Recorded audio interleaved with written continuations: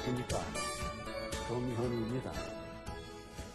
우리 인간의 그 운명에 있어서의 큰 부자나 작은 부자는 사주팔자에 타고나는가?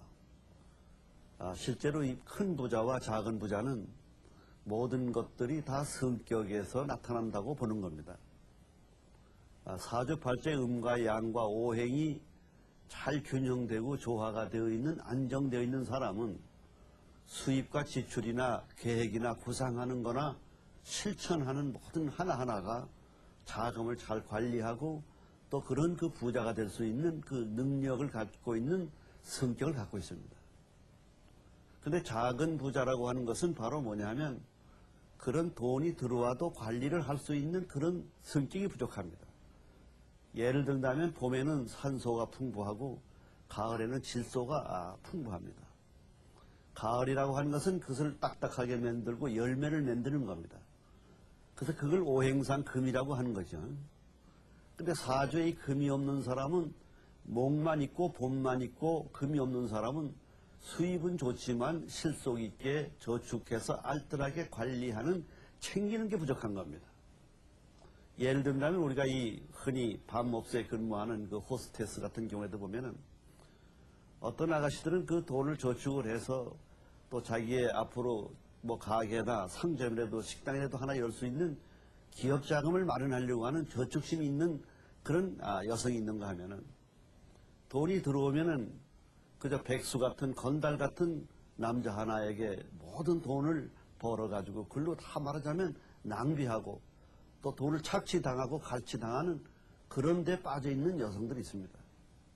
이랬을 경우에 바로 부자가 되고 가난해지는 원인은 그 돈 관리의 그 성격적 그 사람의 마음이나 행동이나 태도나 의식이나 사고방식이나 생활의 습관, 이런 것들이 이 빈부의 그런 문제를 좌우한다, 이렇게 보는 겁니다. 그래서 이 사주팔자를 보게 되면 이 오행이라고 하는 것이 역학에서는 태과불급이라고 하는 얘기가 많이 나옵니다. 예를 들어 목이라고 하는 게 너무 많으면 태과가 되는 것이고 목이 너무 부족하면은 불급이라 그럽니다. 미치지 못한다, 작다, 이렇게 보는 겁니다. 그러니까 사람이 적당하게 목이 있으면은 의욕도 있고 또 목표욕도 있고 또 어떤 계획을 세우게 돼 있습니다. 그러니까 바로 이 큰 부자들은 오행에 목이 있어가지고 무슨 일이든지 의욕을 갖고 계획을 세워서 어떤 일을 하려고 하는 열이, 우리가 인생을 살다가 보면 성공의 법칙이라는 것은 다른 것이 없습니다. 똑같은 직장 생활이나 비즈니스, 우리의 여러 가지 말하자면 생활함에 있어서도 얼마나 자기가 주인 정신을 가지고 의욕을 가지고 열심히 자기 이 회사의 업무의 모든 일을 또 자기 능력 개발이나 또 자기 하는 미래에 대한 준비를 얼마나 계획을 세워서 하느냐. 말하자면 이 의욕이라고 하는 것이 굉장히 중요한 겁니다. 바로 이 의욕이 목이 적당하게 있는 사람은 그 의욕이 아주 참 균형이 잘 잡혀 있어요. 그래서 사주에 목이 없다, 또 너무 많다, 그러면 의욕이 없거나 자포자기를 잘하거나 말하자면 이런 성격을 갖게 되면은 말하자면 이 운명적으로 자기가 성공이나 혹은 금전운이나 또 비즈니스맨으로서의 직장 생활에 어려움을 겪게 되는 겁니다. 또 오행상이 화라고 하는 것은 뭐냐면 적극성을 나타내는 겁니다. 활력을 나타내요. 열기를 나타내는 겁니다.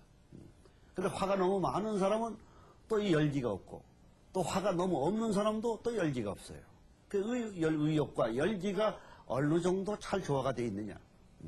성공한 사람들의 대기업의 큰 부자들을 보게 되면 의욕도 있고 적극적이 있고 활력이 있고 또 자기 하는 일에 즐거움을 느끼고 말하자면 이런 그 이치가 되는 겁니다.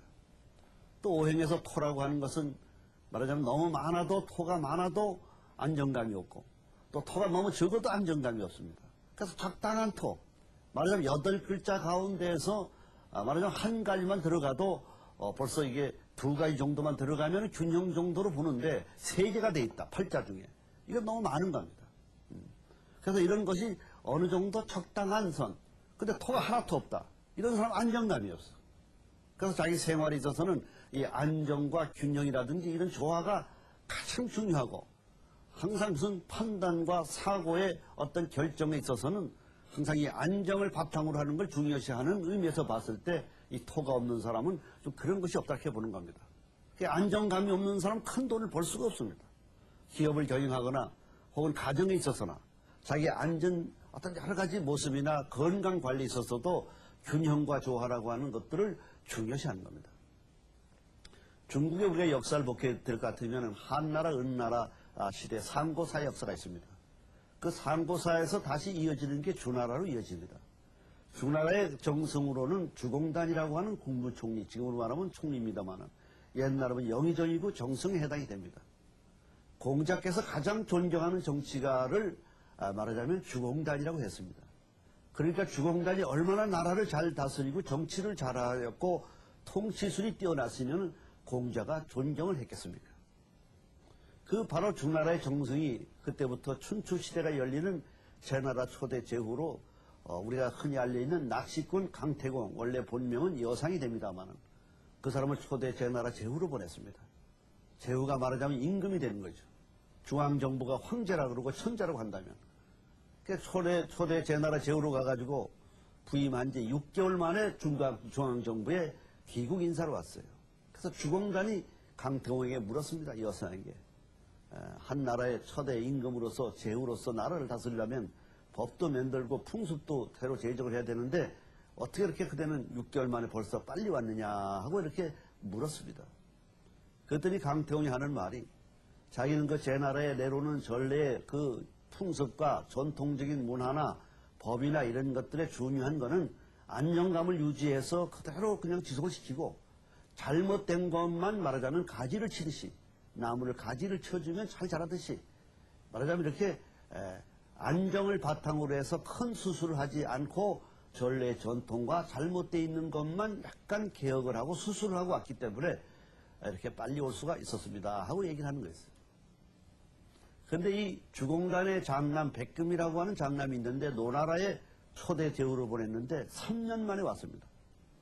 넌 어떻게 이렇게 올해 3년씩이나 걸려서 이제 왔느냐 하고 얘기를 했더니 자기는 노나라에 가보니까 법이고 풍습이고 엉망이고 잘못돼 있어서 사거리 뜯어 고치고 개혁하고 수술하고 그러느라고 자기는 지금 3년 만에 왔습니다. 아직도 개혁을 다 못 마쳤기 때문에 또 바로 가야 됩니다. 그 얘기를 듣고 주공단이 무릎을 치고 한탄을 하는 겁니다.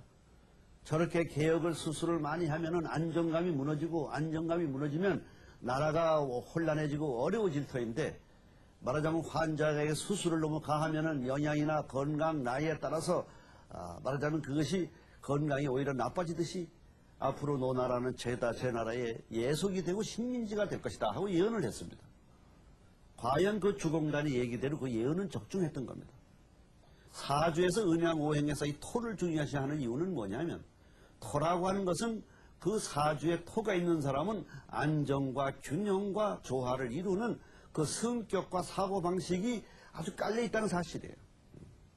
예, 작고하신 삼성그룹의 이병철 회장 같으신 분은 기업을 경영하는 데 있어서의 여러 가지 안정과 균형과 조정이라고 하는 아주 철저한 계획 속에서 경영을 했기 때문에 큰 부자가 될 수 있는 요소가 이렇게 된다고 보는 겁니다.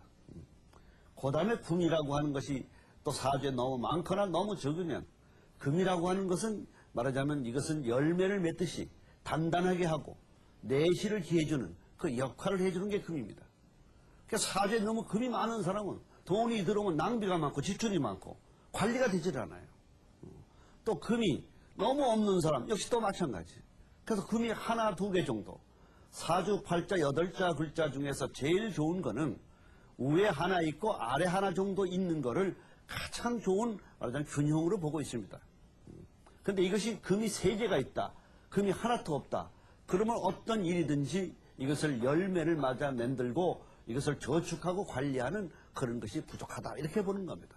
그래서 사주, 팔자의 큰 부자와 작은 부자는 성격적으로 그 사람의 타고난 체질과 오행의 균형에 따라서 돈을 벌 수 있는 벌겠다고 하는 의욕이 있느냐.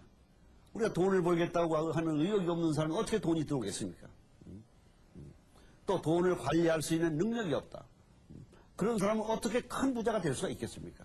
그러니까 사주에 금이 있는 사람이 큰 부자가 될 수 있는 관리력을 갖고 있다 이렇게 보는 겁니다.